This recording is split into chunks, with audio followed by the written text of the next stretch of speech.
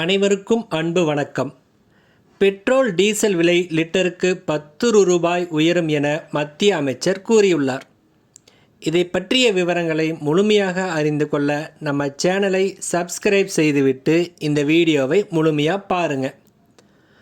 அமெரிக்க அதிபர் Donald Trump 2வது முறையாக வெற்றி பெற்று ஆட்சி பொறுப்பை ஏற்றதில் இருந்து உலக பொருளாதாரம் பெரிய அளவில் ஆட்டம் கண்டு வருகிறது என கூறலாம். அமெரிக்க பொருட்களுக்கு வரி விதிக்கும் நாடுகளின் மீது அதே சதவீதத்தில் வரி விதிப்பது தொடங்கி பல்வேறு உத்தரவுகளை பிறப்பித்து வருகிறார். அவர் தன்னை எப்பொழுதுமே அரசியல்வாதியாக வெளிப்படுத்துவதை விட ஒரு பெரும் தொழிலதிபராகவே வெளிப்படுத்துவார். அமெரிக்காவின் கஜானாவை வரிகள் மூலம் நிரப்புவதே இவரின் திட்டமாக இருக்கிறது.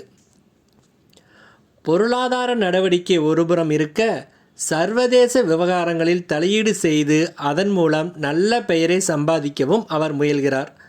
எடுத்துக்காட்டாக, கடந்த மே மாதம் இந்தியா பாகிஸ்தான் இடையேயான பதற்றம் உச்சகட்டத்தில் இருந்தபோது போர் நிறுத்தத்தை முதலில் அறிவித்தது ட்ரம்ப் தான். இரு நாடுகளுக்கும் இடையே பேச்சுவார்த்தை நடத்தி பதற்றத்தை தணித்தது நான் தான் என அவரே பல சந்தர்ப்பங்களில் கூறி வந்தார். ஆனால் போர் நிறுத்தத்தில் ட்ரம்பின் பங்கு குறித்து இந்திய தரப்பில் இதுவரை யாரும் பெரிய அளவில் உறுதிப்படுத்தவே இல்லை. அதேபோல் ரஷ்யா உக்ரைன் இடையேயான போர் 50 நாள்களில் நிறுத்தப்பட வேண்டும் என உத்தரவிட்டார். ஆனால் ரஷ்யா அதை ஏற்கவில்லை. 50 நாள்களில் போர் நிறுத்தத்தை ரஷ்யா அறிவிக்காவிட்டால் ரஷ்யாவின் மீது கடுமையான வரி சுமத்தப்படும் என்றும், ரஷ்யாவுடன் வணிகம் செய்யும் நாடுகளுக்கும் 100% வரி விதிக்கப்படும் என்றும் அறிவிக்கப்பட்டது. இந்த அறிவிப்பு மறைமுகமாக இந்தியாவை கடுமையாக பாதிக்கும் எனலாம். இந்தியா ரஷ்யாவிடமிருந்து தற்பொழுது அதிக அளவில் கச்சா எண்ணெயை இறக்குமதி செய்து வருகிறது. இந்தியாவை மட்டுமின்றி சீனா, பிரேசில் போன்ற நாடுகளும் ரஷ்யாவிடமிருந்துதான் கச்சா எண்ணெயை இறக்குமதி செய்தால் அந்த நாடுகளையும் அமெரிக்கா குறிவைக்கும் எனலாம். இந்தியா ரஷ்யாவிடம் மிக குறைந்த செலவில் கச்சா எண்ணெயை இறக்குமதி செய்து வருகிறது. இந்தியா சுமார் 40% கச்சா எண்ணெய் தேவையை ரஷ்யாவிடமிருந்துதான் இறக்குமதி செய்து கொள்கிறது. போரை நிறுத்த ரஷ்யா தொடர்ந்து மறுத்து வரும் நிலையில் ட்ரம்ப் அதிக வரியை இந்தியாவின் மீது சுமத்தும் பட்சத்தில் ரஷ்யாவிடமிருந்து கச்சா எண்ணெயை இறக்குமதி செய்வதை நிறுத்த வேண்டி வரும். அது மட்டுமின்றி தனது தேவைக்காக மாற்று வழிகளையும் இந்தியா யோசித்தாக வேண்டும். ரஷ்யாவிடமிருந்து இந்தியா குறைந்த விலையில் கச்சா எண்ணெயை இறக்குமதி செய்வதை நிறுத்தினால் ஒட்டுமொத்த விநியோக சங்கிலியும் பாதிப்படையும். அது பாதிப்படைந்தால் உலக சந்தையில் கச்சா எண்ணெயின் விலை அதிகமாகும். இதனால் நாட்டின் பெட்ரோல் மற்றும் டீசலின் விலையை உயர்த்த வேண்டிய கட்டாயம் ஏற்படலாம். மத்திய பெட்ரோலியத்துறை அமைச்சர் ஹர்தீப் பூரி கூறுகையில், ரஷ்யா ஒட்டுமொத்த உலக நாடுகளின் கச்சா எண்ணெய் தேவையில் 10% அளவிற்கு பங்களிக்கிறது. இதில் ரஷ்யாவிடமிருந்து இறக்குமதி செய்வதை உலக நாடுகள் நிறுத்திவிட்டால் மீதம் 90% பங்களிப்பவர்களிடமிருந்தே கச்சா எண்ணெயை பெற வேண்டும். இதனால் தானாகவே விலை உயரும். இதனால் இந்தியாவில் பெட்ரோல் டீசல் விலை ரூபாய் 8 முதல் 10 வரை உயர வாய்ப்புள்ளது என்றார்.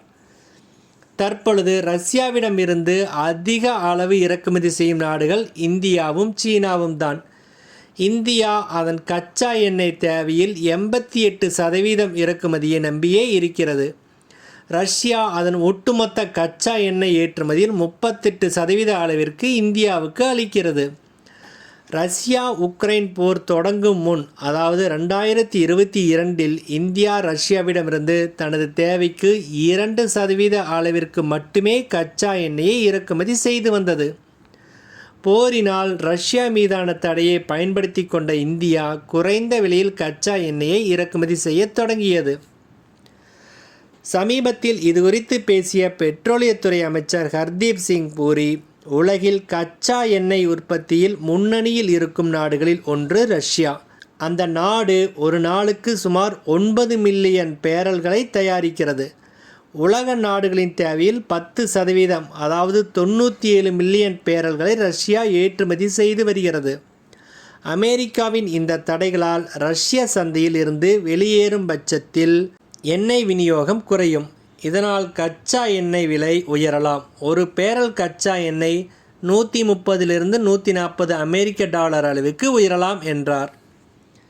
அமெரிக்கா ரஷ்யா நாடுகளுக்கு இடையேயான இந்த பிரச்சனையில் இருந்து தப்பிக்க இந்தியா புதிய வழிமுறையையும் யோசித்தாக வேண்டும். இது குறித்து ஹர்தீப் சிங் பூரி கூறுகையில், முன்னர் இந்தியா 27 நாடுகளிடமிருந்து கச்சா எண்ணெயை இறக்குமதி செய்தது. தற்பொழுது 40 நாடுகளிடமிருந்து வாங்குகிறது. அதில் ரஷ்யாவின் பங்கே அதிகம். இந்த தடை தொடர்ந்து விநியோக சங்கிலியில் பாதிப்பு இருக்கும் என்று கூறினார்.